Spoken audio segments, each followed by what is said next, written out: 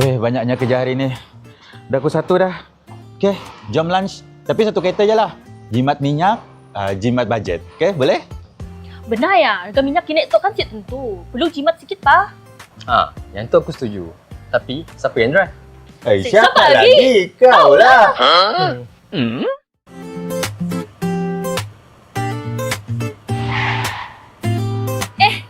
Kita tu nak makan. Kena ke Petronas pula kita tu. Aduh, aku lupalah. Minyak pun dah nak habis. Kota pun tinggal sikit. Sip, Pa. Pakai kotak kau je. Aku pergi banyak, Pa. Okey. Kau dah drive. Kau dah bagi kotak. Okey, sekarang untuk minyak tak apa. Aku belanja, aku bayar. Boleh? Okey.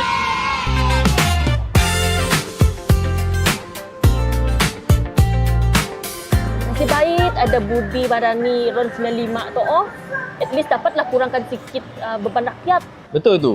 Kalau kota aku dah habis, aku boleh guna kota isteri aku juga. Budi isteri kau boleh guna sekali? Mestilah boleh. Guna IC isteri aku. Tapi dengan syarat, dia mesti kena ikut. Betul juga. Bukan minyak je. Bantuan-bantuan lain pun banyak juga. Macam Sarah. Banyak meringankan beban kita rakyat Malaysia ni. Betul. Kita hargai apa bantuan yang ada dan guna dengan sebaik-baiknya. Sudahlah. Aku dah lapar ni. Jom kita pergi makan. Kita mau makan apa? Chinese food boleh?